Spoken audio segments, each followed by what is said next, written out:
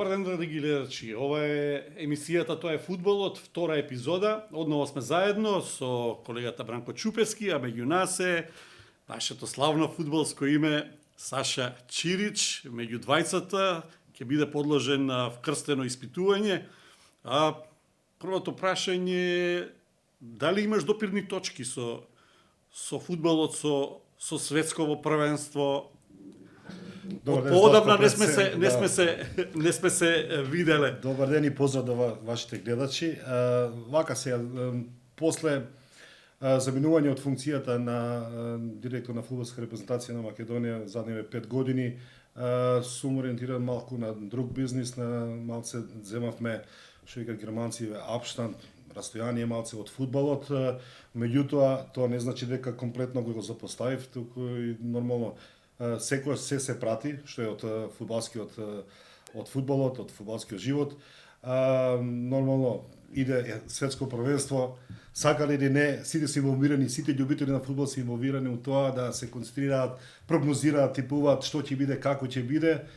Иако можеби кај мене барем не постои некоја голема еуфорија заради ова светско првенство, затоа што самото тоа првенство испреплетено со некои контраверзии уште од самиот почеток од онаа жреб, како знаете, 2010 година, па се некако у негативна смисла е промовирано, ама сепак ние сигурен сум дека и јас и сите што се љубите на фудбалот ќе седиме пред малите екрани и будно ќе пратиме што ќе се случува. И се надеваме дека некој од нашите тајни фаворити ќе го освои тоа светско првенство. Саша Чирич е македонскиот бомбардер, роден на 11 јануари 68-та, почна во Металург, Пелисер Вардар, роден Кумановац. Тако е. Јас сум по бабу Кумановац, на мајка ми мајка. Наши смо си. Наши смо си, да. Саша, ти си единствениот македонец, македонски спортист, по кој една улица во една европска земја има или требаше да добие име? Да. Ке ни објасниш што се случуваше? Па вака, сите многу мина вела дека постои улица, меѓутоа постоеше Сокаче, на шала рековме Сокаче, меѓутоа постоеше една иницијатива, тогаш кога бев член на Нимберг, постоеше иницијатива од навивачеве на нашиот клуб, таа дојде дури до градоначалникот и до одлука на градското собрание, тие посакува да се додели една улица да биде со мое име и нормално се направи еден споменик. Меѓутоа, споменик, јас реков дека чекате луѓе, јас сум пак се уште жив. Нормално се знае, улиците се делат ако некој почине, ако некој големо име и споменик се прави нормално таа смисла. И сега одлуката после се донесе, сега во Нимберг постои улица која се вика улица Скопје. Тоа е токму таму каде се наоѓа баш и нашава куќа во Нимберг. Исто така таму во улицата е направен еден споменик, така спортски споменик е направен од еден познат македонски скулптор, тој е скулптор од Скопје, така да, на некој начин постои некоја трага, не е со мое име, меѓутоа затоа постои на стадионот. Стадионот се вика сега Макс Морлок, тој е легенда на Нимберг и на германска фудбалска репрезентација. Играл во оние 50-60 години. Али тие влезови што сите влезови се означени по така наречени легенди на клубот и еден од тие влезови го носи мојот име. Големата македонска фудбалска легенда. Благодарам. Драги гледачи, 10 дена остануваат до почетокот на големиот фудбалски спектакл во Катар, до моментот кога Катар ќе се претвори во една голема, прекрасна фудбалска оаза.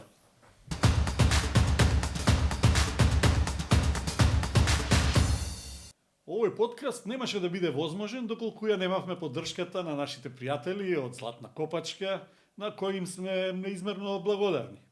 И секако не заборавајте да направите subscribe на каналот на овој подкаст на колегата Златко Калински со наслов Тоа е фудбалот, затоа што и колегата Калински и фудбалот го заслужуваат тоа. Се ближиме кон крајот на надпреварот, потребен е погодок, нафрлена топка и гол!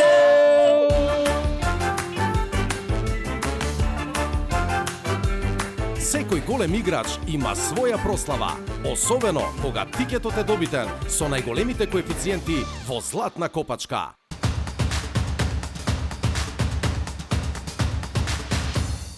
Златко, фудбалската магија притиска, ти си еден од најповиканите, најкомпетентните да кажат нешто за фудбалот, имаш многу светски првенства зад себе како коментатор, имаш неколку како директен учесник таму, си ги посетувал арените каде што си играле светските првенства. Има ли нешто што ти остава силен впечаток во однос на она што не може публиката тука да го види, а се случува таму? Не знам што те интересира, дали трач, дали некакви инцидентни ситуации или сакаш да ти кажам нешто за убавината на светските првенства. Убавината секогаш е на првото место, без разлика каде и зашто. Во незаборавно сеќавање ми е светското првенство во Јужна Кореја и Јапонија во 2002 година. Еден навистина неверојатен момент доживеав. Одамна надпреварот меѓу Кореја и Шпанија во Гванжу, тој град е некаде долу на југот на Кореја, далеку од село, 500-600 километра, и наредени еден конвој од возови што тргаат од Сеул, преполни на секој половина час, во купето млади девојки, момчиња во црвени дресови. Јас ги прашувам, имате ли влезни билети за надпреварот? Велат, не, немаме. И прашање е дали некој во овој воз и во сите овие возови што одат има влезен билет. Ние одиме да навиваме пред стадионот, а инаку тие што имаат влезни билети во село, тие уште од вчера се отидени во Гванжу за случајно да не се направи мешаница со возови, да не можат да стигнат на надпреварот. Утредента се појавија фотографии од Сеул. Како изгледал Сеул во време на одигрувањето на надпреварот, кој Кореја го доби, тоа беше четвртфинале, го доби на пенали 0-0 беше. 850.000 луѓе на еден сквер. 800.000 луѓе на другиот сквер. Еве ги гледате фотографиите од тие моменти, уште 500.000 луѓе на третиот сквер. Добивме информација дека повеќе од 6 милиони корејци дента биле надвор од своите домови, го следеле овој надпревар. Без ниту еден инцидент, со многу екипи, медицински екипи, со не би рекол толку обезбедување колку медицински екипи, меѓутоа имало само малку спорадични некои случувања за време на пеналите кога срцето чукало малку посилно. Тоа е нешто што навистина не се случило на светските првенства и што веројатно никогаш нема да се случи такво нешто, таква еуфорија, таква посветеност на репрезентацијата на Кореја. Тоа се навистина незаборавни слики и што би рекол јас, тоа е фудбалот. Само фудбалот може да направи една таква слика, еден таква спектакл. Да се надоврзам баш на овој негова изјава. Ако беше светско првенство во Германија, токму во Нимберг што ние живеевме, беше Англија во групата. Стадионот во Нимберг инаку е околу 45.000 гледачи собира. Меѓутоа допатуваа во градот по проценка на германските медиуми над 80.000 англичани. Значи градот беше окупиран и сите беа стационирани околу стадионот, има голем парк околу стадионот на Нимберг, и таму беа поставени шатори, значи 80.000 англичани во шатори и она што е најубаво мене, језа ми од трнци ми идат сега, се сеќам, ќе станеше еден, значи тишина или има така бука има, меѓутоа еден ќе станеше ќе запееше англиската химна, 80.000 грла пеат. Или британската, Рул Британија или God Save the Queen. God Save the Queen. Али како е тоа, сите во еден здив ја пеат, завршува химната и пак си тера секој своја работа. Значи, незаборавни моменти. Селекторите деновиве се на ветрометина, поготово на главните фаворити за титулата Бразил, Германија, Франција, Англија, на ветрометина на јавноста околу изборот на фудбалерите, за оние кои што немаат зацементирани места во своите репрезентации, беа во едно исчекување дали ќе бидат на списокот или не, тоа е мешавина на емоции. Да, баш го видов случајот со Антони, мислам, од Манчестер Юнайтед, кога плачеше дури кога чекаше со нетрпение пред телевизорот да го прочита, пошто не им јавуваат, него виде кога го објави списокот бразилскиот селектор дека е внатре, значи окей, сваќам тоа, секој посакува, поготово тие што не учествувале, барем еднаш да се појават на светско првенство. И ние имавме таа можност 90 минути неделја до нашево светско првенство, меѓутоа за жал ќе чекаме некоја друга прилика и потполно ги сваќам сите тие играчи. Еве сега Гьоце многу позитивно изреагира, иако беше дел од германска репрезентација, го даде одлучувачкиот гол на светското првенство во Бразил, сепак сега кога повторно го повика, радосно објави дека со цело срце ќе игра за својата репрезентација и навистина убави моменти се да бидеш дел од едно големо надпреварување, што ја не сум го никогаш осетил во мојава кариера. Дали беше во слична ситуација ти кога Андон Дончевски ја водеше репрезентацијата на Македонија, тоа беше веднаш по самостојувањето, ти брилираше во дресот на Вардар. Така. Беше најдобар стрелец, беше според се заслужуваше да бидеш дел од таа репрезентација. Што се случуваше? Зошто подоцна? Не знам и денеска, не знам зашто не бев никогаш, не бев дел од таа првата репрезентација и тие првите надпревари на наша репрезентација. Самиот рече ги имам постигнував голови за Вардар, се уште ги издржам рекорди. Знаеш ли на 90 надпревари во Вардар, во дресот на Вардар, колку голови има постигнато? 52 во првиот, 87 вкупно. 52 во првиот, 87 на 90 надпревари. Да. Таков процент имаат веројатно малкумина во свет. Фудбалери во своите национални. Јас мислам единствено во Македонија имам 70, на тие сите надпревари немам ни еден пораз во македонско првенство. Значи се уште тоа го држиме. Меѓутоа се надевав, очекував тогаш дека ќе бидам повикан, дека ќе бидам дел од репрезентацијата во Словенија, во Крањ. Меѓутоа, на моја жалост, сепак не бев повикан, дури ни наредниве надпревари од првите наши квалификации со Данска и со кои се уште. Да, ама наследните веќе постигнуваше голови. И на голот во Загреб. Сепак ме повика Дончевски, ме повика на предпоследниот, мислам, надпревар со Шпанија беше, игравме во Елче, кога веќе овие постариви играчи веќе дефинитивно се откажа од репрезентација, имаше некои недоразбирање, на крај остана така да кажеме без играчи и тогаш настави првпат за репрезентација во Елче. Добро се сеќавам на тој надпревар. Кога внеси играч па после Не, друго се сеќавам, затоа што на тој надпревар сега кога бев со член дел од репрезентацијата, бев на жребка во Лозана, жребката беше и се сретнав со Херо, као член на шпанска репрезентација, така евоциравме некои спомени, он се сеќава и тој на тој надпревар. Тогаш почна надпреварот, мислам дека 10 или 15 минута црвен картон доби Надал, направија грешка, излезе сам играчот напред, од позади фаул, црвен картон директен и Дончевски излегува на линијата. Ајде сега да ги нагазиме. Кога не грабнаа шпанците со 10 играчи. Не знаеш од која страна не напаѓаат. 1-0, 2-0, 3-0 за Шпанија. Сам Дончевски, каде сите напред, назад, враќа се, брани се. По тоа го памтам. Ние помладите го, барем јас, Саша Чирич го знаевме како име и презиме, меѓутоа јас лично Саша Чирич го запознав со голот против СР Југославија во Скопје, 2-4, беше на истекот на преварот беше на крајот 88 минута. Времето значи беше на истекот, меѓутоа тоа беше еден спектакуларен погодок и тогаш свативме дека Чирич е навистина македонскиот бомбардер. Дали е тоа на преварот што ти оставил најголем? Мене ми остави најголем впечаток. Ако ништо друго, барем најубавиот гол што сум го постигнал за репрезентација. А претходно даде гол во Загреб против Хрватска 1-0 уште во втора минута. Посебно драг и тој ми е посебно драг. Имавме таму тој надпревар не може да го заборавам од друга причина, затоа што кога издегувавме на терен, бевме изненадени колку непријатно бевме пречекани. Имаше многу свирежи, да. Многу свирежи и вреѓање дури од трибините, што за нас беше чудно, затоа што ние сепак доаѓаме од Македонија, немавме никакви проблеми со Хрватска, да.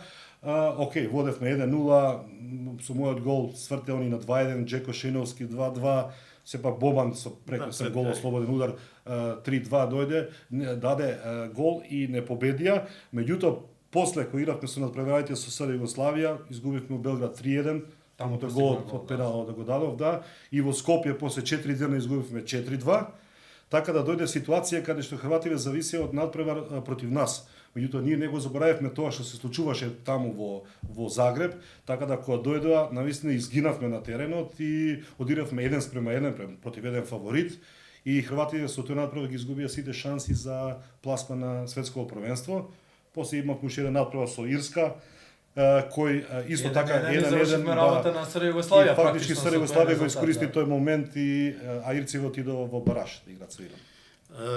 Интересен е составот на Бразил што го објави Тите со 7 напаѓачи. Нормално. Што да Има ли очекуваме? Бразил, Што има очекуваме нешто Бразил? во Да. составот? Ама се ме интересира напаѓачи. со 7 напаѓачи со колку топки ќе игра Бразил, ќе ги игра надпреварите. Може би два надпревара од играт, паралелно ќе играт на два терени и така стадионите се еден до друг, се сите 9 стадиони. За очекување беше тоа дека Бразил ќе извади офанзивна формација, тоест многу напаѓачи ќе повика затоа што сепак бразилскиот фудбал е офанзивен. И тие ќе идат на гол повеќе, тие ќе покушаваат да играат, ќе сакаат да играат и за публиката, за целата својата и за целата во целиот свет и мене ми е тоа драго дека доста мене ми е лично барем доста од оној тика така фудбалот, затоа шпанска репрезентација не ми е толку умирена токму заради тоа што игра некој тој фудбал кој знаеш гледачеве повеќе не умртвува, да, за да чекаме можеби една или две ситуации на целиот надпревар да се малце така возбуда да осетиме. Да. Чекаат 20 години да титула светски шампион. Од 2002 последен пат славеа во Јокохама против Германија 2:1 со киксот мислам 2:0. 2:0, да. Оливер Кан два пати беше, а беше прогласен ден пред тоа беше MVP на светското првенство го прогласија.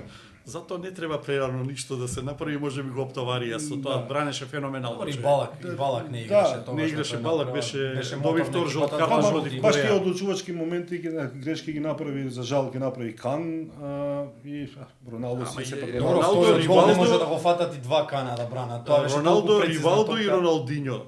Триото. Добро и сега пак Трио ќе фантастико. Сега ќе имат пак добра офанзивна формација со Неймар, со Винисиус, со неверојатна форма, малиот. Се зависи, има голем избор на играчи и ние ќе бидеме изненадени да видиме кој покрај тие двајцава кои се ќе бидат во офанзивниот ред. Значи сега да збориме овој ќе игра или тој ќе игра, верувам дека ќе има изненадувања и во нивниот тим. Бранко, предлагам да одиме малку во Франција.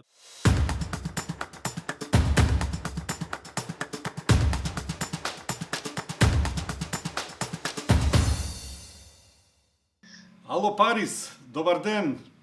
Добар ден, Скопје, добар ден, Златко.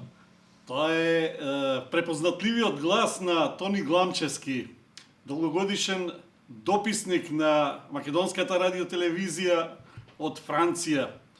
Препознатлив глас кој со години не подсетува за важните работи што се случуваат во Франција.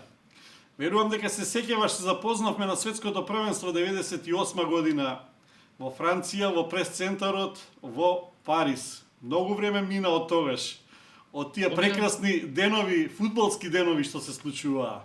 Не беа само фудбалски денови. Таа година, 98 година, со победата на Франција на светското првенство беше како една повторна преродба на Франција, во кој што се обединија сите луѓе кои што живеат тука без разлика на бојата, така се велеше на тоа blanc beurre black. Значи од сите бои ги имаше кој што беше и составот на француската репрезентација како што и сега. Но за жал тоа не потрае помногу, само 4 години после тоа го имавме националниот фронт во вториот круг, па повторно го имавме националниот фронт, па посега повторно го имаме и со многу критики за составот на француската екипа дека не била многу бела и со забелешки, но тоа навистина се убави спомени, бидејќи се сеќавам после победата на француската селекција, беше можеби еден од најубавите мои текстови што ги имав напишано како беше прославувано во Франција во текот на таа би рекол луда ноќ. После победата во Русија немаше таква прослава бидејќи сепак беше тоа прва титула за Франција. Меѓутоа ги паметиме и тие слики од Лужники во Москва, од тој дошт од голови во финалето, Франција Хрватска 4:2, од дождовниот церемонијал на предавањето на пехарот, од накиснатиот Макрон, не покиснатиот, туку накиснатиот Макрон, од таа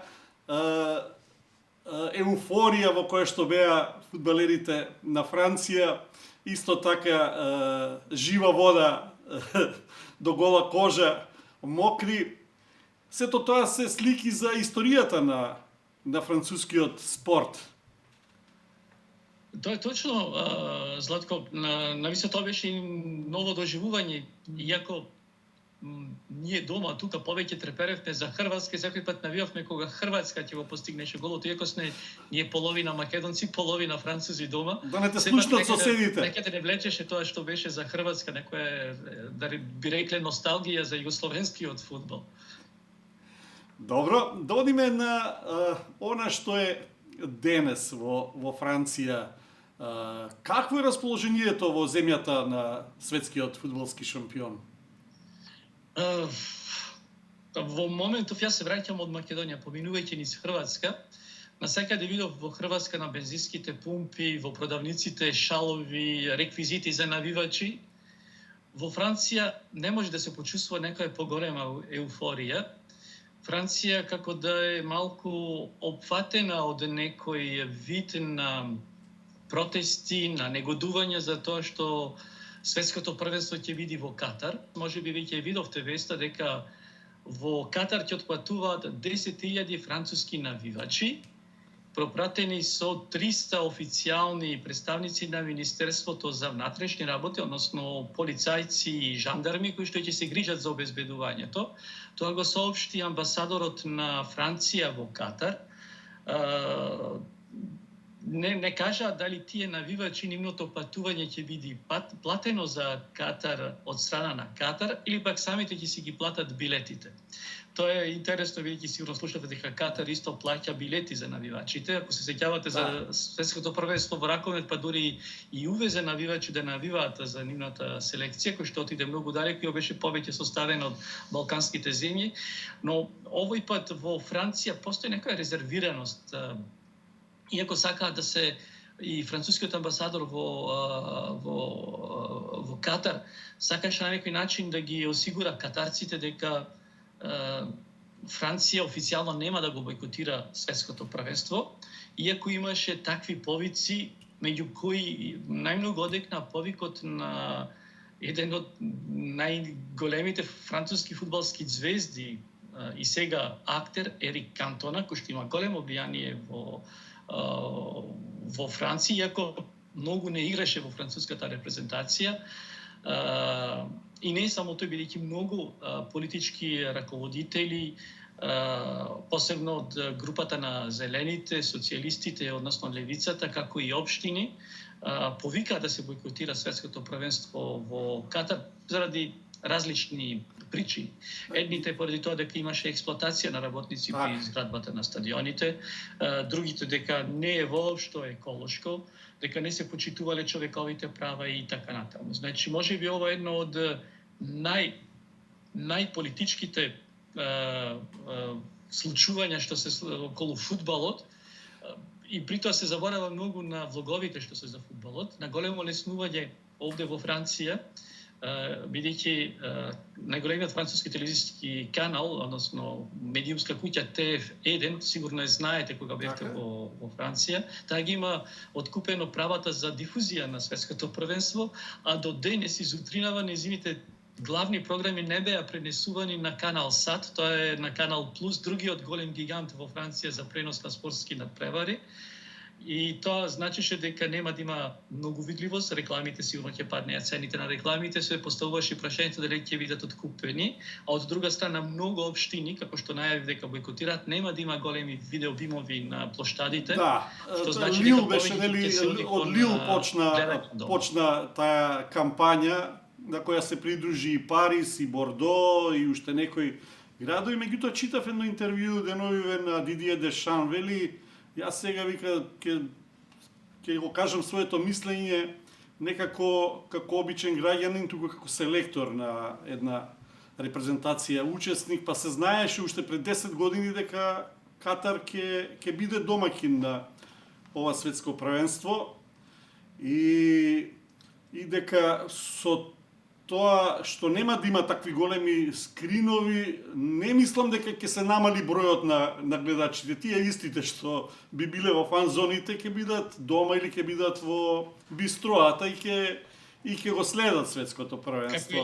Како и секогаш, бидејќи знаете дека во Франција скоро сите спортски надпревари што се од поважноствен за репрезентацијата се пренесуваат, например, Лигата на шампионите на платени телевизиски канали, каде што треба да се има посебна претплата да се гледа, исто како што и за надпреварите од првата лига што се во Франција, Премиер дивизион, кој што велат овде, или Лиг 1, сега се менуваат често имињата, но многу пати луѓето бара и споредни канали преку интернет. Тој што го сака фудбалот, сигурно дека нема да му издржи срцето да знае дека Франција игра еден одлучен надпревар, па да го бойкотира. Бидејќи сепак забораваме дека фудбалот е можеби најполитичкиот од сите спортови, тоа го видовме кај нас кога беше сега минатата среда меѓу Македонија и Бугарија, кој што ја чинеше федерацијата 14.000 швајцарци Франција, ако не се лажам, некаде ќе платат за казната. Мислам дека љубителите на фудбалот нема да го бойкотираат повеќе, да речам и во мода да се зборува за бойкоти, се зборува многу исто денеска, например, на француското радио се зборуваше дека Катар не ја проценил која ќе биде последицата од изградбата на стадионите, од климатизирањето на стадионите за природната средина, односно за емитувањето на јаглероден диоксид, кој што и сега се пресметува до последен грам, но од друга страна знаеме дека Франција не може да во моментов многу да го бойкотира Катар, па ни многу европски земји, иако може би тоа би сакале да го направат, бидејќи зависат во моментов и од тој катарски природен газ кој што се увезува овде во Франција. Не треба да забораваме дека еден од најголемите француски клубови PSG или како што би Пари Сен-Жермен сепак обстојува благодарејќи на катарскиот емират. Малку за грижите, за неволите што ги има францускиот селектор. Погба, Голо Канте, Фофана имаат повреди, а тоа се на играчи кои што играат на клучни места. Сега останува на Лорис, на Гризман, на Жиру, на Варан, на кои се темелеше стратегијата на Дидие Дешан во тие 10 селекторски години. Ке можат ли овие помладите да им се придружат на овие што ги споменав, кои веројатно не би можеле да го понесат тој победнички товар. Мора да имаат подкрепа од Кунку, од Диабе, од Чуамени и останатите помлади кои што се дел од триколорите. Мислам дека Златко, Пол Погба и N'Golo Канте навистина ќе им недостасуваат на француските триколори, односно сините кои што ние овде ги велиме во Франција. Но сепак Дешан има таков квалитет како тренер, бидејќи таков беше и како играч на светското првенство, да ги мобилизира своите играчи, да спроведе една стратегија, бидејќи сепак Дешан е добар стратег. Тој успеа да се 5 години да не го земе Бензема во националната селекција и Франција и покрај тоа победуваше. Бензема се врати. Прашање беше после златната топка што е доби дали ќе се врати во селекцијата. Мислам дека е подготвен и заедно со Лорис, со Мбапе, со Гризман се столбовите на француската селекција. За соопштувањето на составот на француската селекција, кој што ќе биде во главните вести на француската телевизија на TF1, директно ќе бидат соопштени вестите. Прашањето кој што се поставува е дали Оливие Жиру ќе биде дел од избраниците. Беше повикан на последните пријателски надпревари, а видовме што гол постигна, како што велат овде, во стилот на Златан. на последниот натпревар доби црвен картон исто како и Златан за неговата радост, но тоа потврдува дека Франција сепак има фудбалери кои што можат да се понесат. Можеби слабата точка на Франција е токму одбраната. И видовме на последните надпревари со Хрватска и со другите дека многу лесно примаат голови. Не е она Франција толку сигурна во одбраната. Лорис е добар голман, но сепак знае некој пат да направи големи пропусти. Да, годините си го прават своето. Специјалистите. Мислам дека Франција беше миленичка и на жребката за групата. Ќе го отвори светското првенство со Австралија, што ќе биде реприза од Русија. Таа жребка подсетува и на светското првенство во Русија пред 4 години. Со Австралија беше 2:1 во првиот надпревар. Но вториот меч против Данска ќе биде веројатно главниот хитот на таа група. Данците велат првата и првиот и последниот надпревар се паметат. Првиот бил во 1900 официјален надпревар меѓу нив од 1908 година на Олимписките игри во Лондон. Било 17:1 за Данска. А последниот беше во Париз, 2:1 за Данска во Лигата на нациите. И сега тоа може да биде мал психолошки проблем за французите. Тунис не би требало да е четвртата репрезентација во групата, не би требало да е поголем проблем за французите. Мислам дека Франција ќе помини во првата фаза и сигурно мислам дека може да оди далеку, па ето прогнозира дека Франција ќе игра во полуфиналето против Мароко, на пример. Според интересна прогноза. Кажува, ама ќе загуби од Мароко според. Уште поинтересно. Тоа е неговата прогноза. Тој прогнозира дека во финалето ќе играат африкански екипи и можеби да се случи со оглед на климатските услови кои што владеат во Катар, се многу по-прилагодени за африканските екипи, како што вели ето до сега африканските екипи имаат квалитет и кога ќе ги гледаме сите африкански играчи кои што играат во европските клубови, сигурно дека имаат добри квалитети. Тој прогнозира дека финалето ќе биде меѓу две африкански екипи, односно меѓу Камерун и Мароко, и дека Камерун ќе победи на светското првенство, но тоа се посакување на сите. Па познато е во спортскиот, во фудбалскиот речник има многу фрази. Една од познатите фрази е полесно е да се освои титулата пехарот, одошто да се одбрани.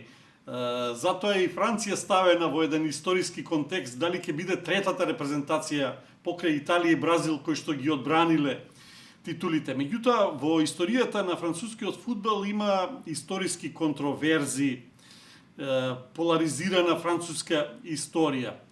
Например, во 86-та година Франција играше во Мексико во полуфиналето, а во 90-та во групата, во квалификационата група беше елиминирана од Југославија.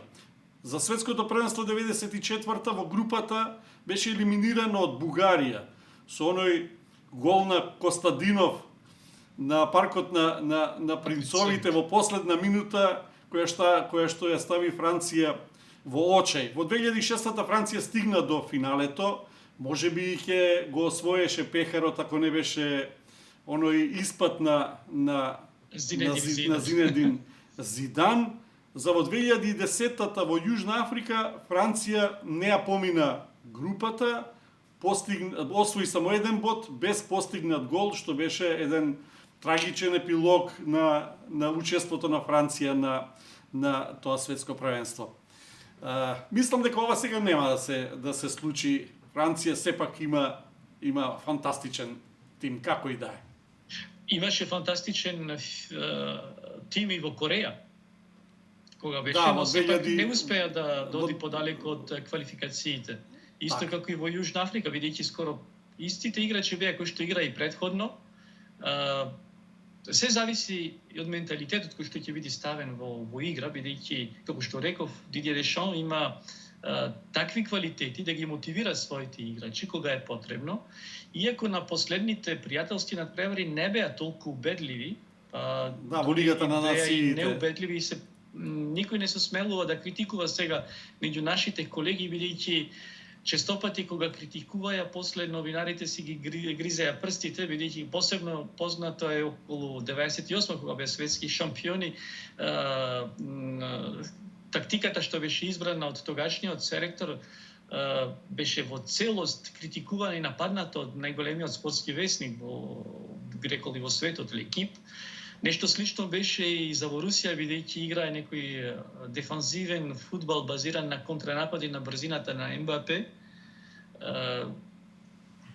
Се е можно во фудбалот, како велат, топката е тркалезна, се тркала, некој пат има многу среќа. Зборувавте за Данска, се сеќавате кога Југославија не можеше да игра европски шампиони. Победи Данска и елиминира. Всушност Данска како елиминирана беше пласирана на местото на Југославија, па стана европски шампион. Да.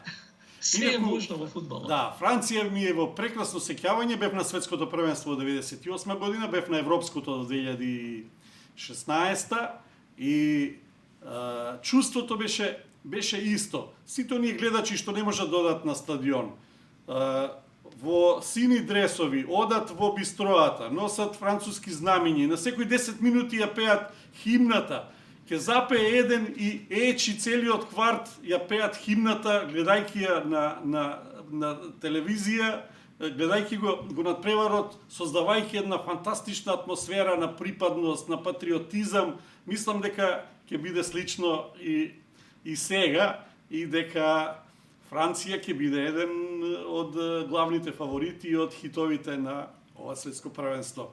И во најтешките моменти кога француската селекција, било во фудбал, било во што, или во ракомет, ги следевте сите овие спортови, се наоѓа во тешкоти, публиката започнува со Марсејезата, бидејќи и поврите збори се ајде деца на татковината, во тој и во таа смисла. Тони, благодарам за јавувањето. Ако немаш ангажман за македонската телевизија, ќе ни бидеш драг соработник, гостин во нашава подкаст емисија. Тоа е Фудбалот. Со задоволство бите слушнале одново кога ќе започне светското првенство. Со задоволство, Златко, имам ангажмани со македонската радиотелевизија, но сепак ќе би задоволство, бидејќи немам ексклузивност подпишана се уште. Но со задоволство, кога сакате, можеме да се слушаме не само за фудбал, може и за други спортски надпревари. Мислам дека вие сте повеќе на фудбалот, но сепак е тоа интересно и сепак да се каже за другите спортови. Благодарам и се најубаво. Благодарам исто и вас.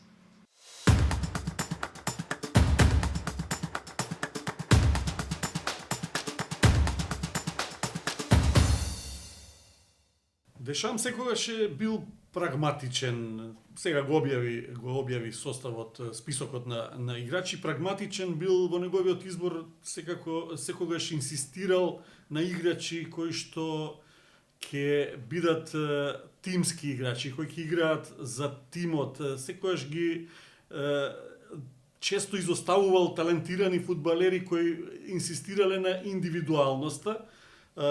И имал успех, јако бил на цел на критика на француската јавност. Во случајов има проблеми со повредени фудбалери, Погба, Канте. Добро, Погба, сепак Франција може да изводи солидна репрезентација, не солидна, него навистина репрезентација за респекти која има добри шанси да го брани тронот. Сепак една звезда од типот на Мбапе, се зависи Бензема во каква е ситуацијата, неговата повреда, тој е повикан, се не знам дали ќе може или не може. Само чувствува мускулатурни проблеми официјално. Мада кај овие повреди можеби не треба многу да веруваме, затоа што сепак можеби ова се прикриени некои повреди, се збори тактички, затоа што сепак првенството е на чекот 10 дена и сега некој да влегува во ризик во првенствени надпревари да се повреди на 10 дена пред првенството. Мислам дека многу мина од нив лажираат и кажуваат дека се повредени, но сепак Франција, дали со нив, дали без нив, сепак е репрезентација за почит и Дешамп може да се надева дека ако не го одбрани тронот, али барем дека ќе игра во она завршница меѓу четирите репрезентации на крајот. Има ли проблем да ги усогласи амбициите на Мбапе и на Бензема? Мбапе, да, добро, Бензема мислам дека може да се вклопи во тим и да биде тимски играч. знае и да Беше со асистира. Роналдо, например. Така, да, додека да. играше. Додека Мбапе може би е тежок случај, сега карактерот знаеме, читаме сега, барем ние читаме, не знаеме инсайдерски информации, меѓутоа може да биде проблематичен, може да поставува некои своји барања, дури прочитав дека барал нешто околу премат, како беше со сликањето, некоја ситуација фотографии, имаш, со фотосесијата, фотосесијата, значи веќе кога почна да поставува услови таму, предпоставам дека може би и у кабината или на надпреварот ќе посака да он да ја води целата таа екипа, да го заобиколуваат селекторот, може би Бензема кој по мене е играч број 1 за прошлата сезона во Европа. И тука може да настанат проблеми, меѓутоа Ќе го дисциплинира Бензема, нема да доколку иде добро кај Франција, доколку имат резултати, тогаш сето тоа ќе се под тепехот ќе се стави. Проблем ќе настане доколку изгубат надпревар или не оди како што очекуваат, тогаш ќе се малце смееме малци на такви работи, на такви формации. Како гледаш на светското првенство во Катар? Што очекуваш? Имаш ли свој фаворит? Као прво, општо за светско првенство, јас испомнувам на почетокот, цело првенство е некако обвиено во тие контраверзни ситуации, нели се збореше дека светско првенство е подкупено со гласови, па после мене воопшто не ми се допаѓа што се игра во овој период ноември, декември, кога сите, поготово европски првенства се полн тек, да. И многу играчи тактизираат по клубови. Они катарциве сакаат нормално да играат, да се игра тоа во лето, нели сака стадиони да прават, меѓутоа почна не им се дозволи. Па после доаѓаше ситуации, сега читаме со работнициве кои многу гинале на тоа, па проблеми со ЛГБТ тие заедници, разни тие работи, нешто негативно. Имало ќе се најде по некој за нешто ќе протестира. Меѓутоа од друга страна па верувам дека баш тие ќе изненадат, пази луѓево изградија цел град еден и 9 стадиони, колку се 9-10 во еден мал простор, значи они многу инвестираа, сакаш 200 проценка е околу 200 милиарди дека се инвестирани во ова светско првенство. Добро, тоа е за нив како за кикирики. Еден месец изведување за кикирики, енергенци. Така, бруто погледнете бруто тоа приходот по човек 50.000 колку е така да не име тоа проблем, меѓутоа верувам дека ќе направат све и надпреварачите, аба и публиката да се чувствува навистина супер таму, све градат ново, све е супер и мислам дека ќе помени у најдобар ред и сите што ќе бидат таму ќе дојдат со убави впечатоци. Сега најубави впечатоци ќе имаат публиката и репрезентациите кои ќе го освојат или кои ќе бидат барем во првите 3. Фаворити многу има, барем на хартија, барем ги има. Не очекувам јас лично некои големи изненадувања. Мислам дека овие сите групи што се фаворити веќе ги поминат, би сакал да има некои изненадување, некоја афричка репрезентација, па дури некоја од азијска репрезентација да помине тој првиот круг, да дојде у 16 на финале, па тогаш малце се надпреварува. Не знам дали заден пат кој беше Јужна Кореја кога дојде некаде далеку, така ли беше? Играа за бронзен медал. Така, мислам дека многу ретко се среќава некоја репрезентација, поготово од азијскиот дел да дое толку далеку да догора, а оние фаворити сите ги знаеме, дали тоа Бразил, Аргентина, Англија, Германија, кои ќе бидат Франција. Па сега тука, боже, Хрватска не толку. Белгија зависи сега од повредените играчи и таму нели Лукаку е исто проблематичен. Све зависи тоа. Ајде да се надеваме можеби Сенегал да изненади доколку Мане се врати, па да изненадат, па да дојдат една рунда напред, или можеби јас не знам, ќе видам, јас мислам дека кој Иран да не направи некоја изненадување, пошто групата не е нешто посебно тешка, барем по мене. На Балканците не им даваш некоја шанса. На кого? На Балканците, на Балканците. На соседите и поранешните. Ајде, симпатиите се Србија и Хрватска, нормално, затоа викам. Србија дури негде прочитав дека се некој какао ствари изјави дека се четврти фаворит за освојување. Не треба да се подценуваат, меѓутоа мене ми е тој балкански менталитет што Србија го има можеби наследено од Југославија, Златко подобро знае дека секогаш вонсервиски играчи секогаш супер играат во своите екипи, меѓутоа кога ќе дојдат за репрезентација некако не функционира таму и никако дали уопште ќе го поминат и првиот круг, секогаш е тоа проблематично. Сега немаат супер звезда, го имаат само Пикси. Како суперзвезда. Можеби тоа е некој позитивен сигнал, да. Пази, имат убава група, имат еден противник, оке Бразил не го рачунам, оке можеби се тие фаворити, меѓутоа имат Швајцарија, има да враќаат некои дугови од светско првенство во Русија. Знаеме сите што се случуваше таму. Така да, нив ако ги поменат, они би требало да влезат у 16 на финале и ако им се жребката некој им се погоди, тогаш може да се очекува Србија исто да нешто направи. Хрватија исто така, ти викам, наши луѓе се ти навиваме за нив. Не го спомена гордиот Албион. Тоа сакам да речем, таа група, мислам дека они најлесна група имат од сите овие фаворити. Ги имат добро познатите Велс, Америка, сличен фудбал некој таму. Меѓутоа Иран, реков Иран би сакал тука да изненади, имаат затоа што сепак Велс не е некој баук, барем за Иран. Ја не знам точно каква е репрезентација Иран, меѓутоа мислам дека они ќе изгинат Велс, а поготово против Америка. Му забраниле на Бел да игра голф за време на светското првенство, тоа било со декрет од селекторот, за време на светското првенство заборави го голф. А он мислиш ќе ги слуша, ќе го слуша се. Да, прифатил. Звезди, прифатил, да, Сабајлево, меѓутоа за Попладнево не, тоа за Сабајлево важи, Попладнево ќе си играм јас пак. Да, големите звезди често знаат да направат така, да. Им се гледа низ прсти.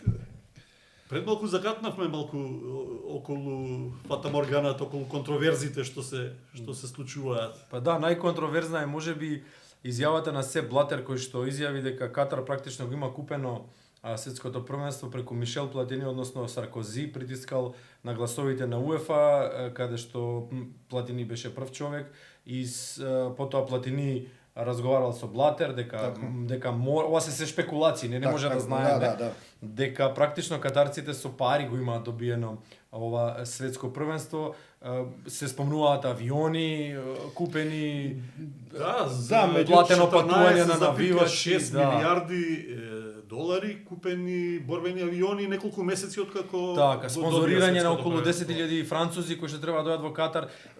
Како фудбалерите и фудбалските работници Новинар да кажам, не се ни американците тука без вина. И тие беа конкуренција, не беа тогаш Австралија, Русија Пасат.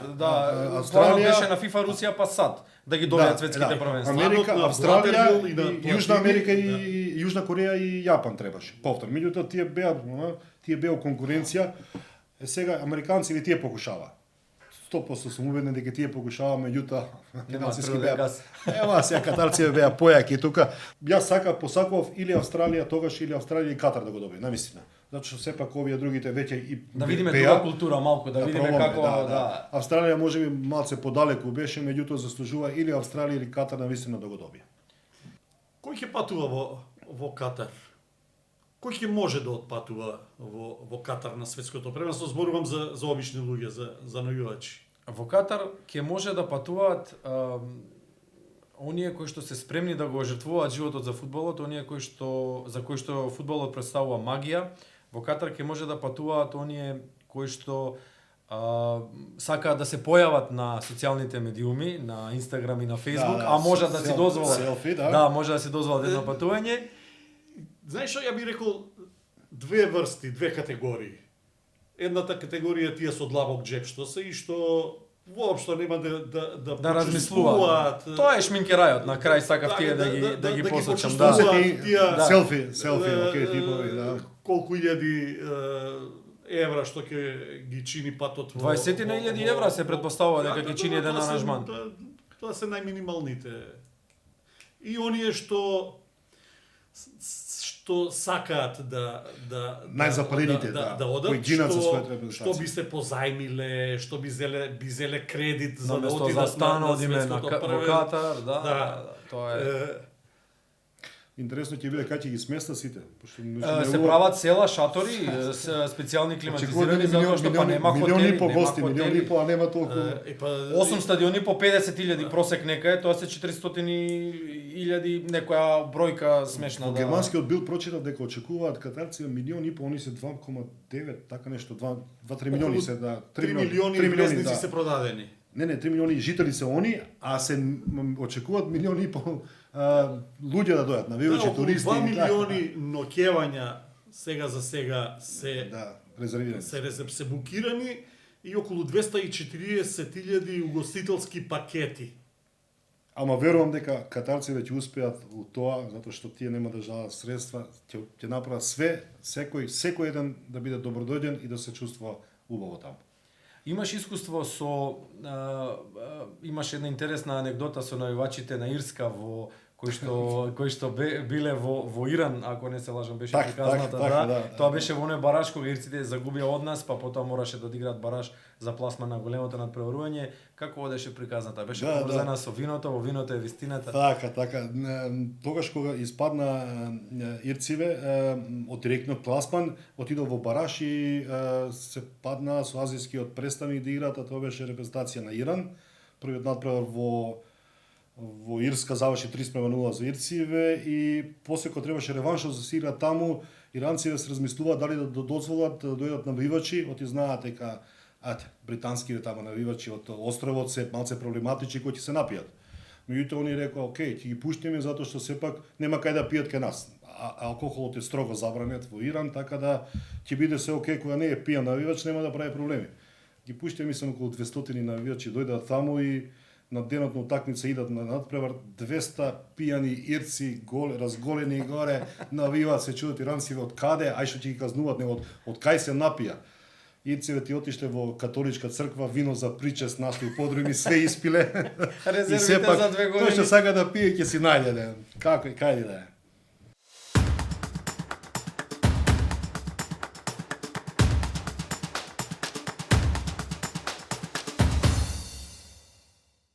Претходниот мој тикет не помина баш најдобро, бев тапа. Но како и во животот, така и пред викендите нема откажување. Еве го мојот тип за тикетот на денот.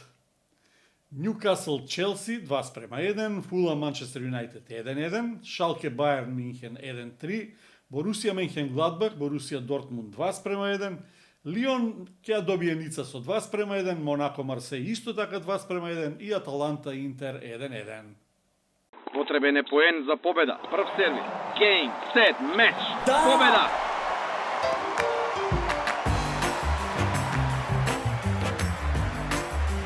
Секој голем играч има своја прослава, особено кога тикетот е добитен со најголемите коефициенти во Златна копачка.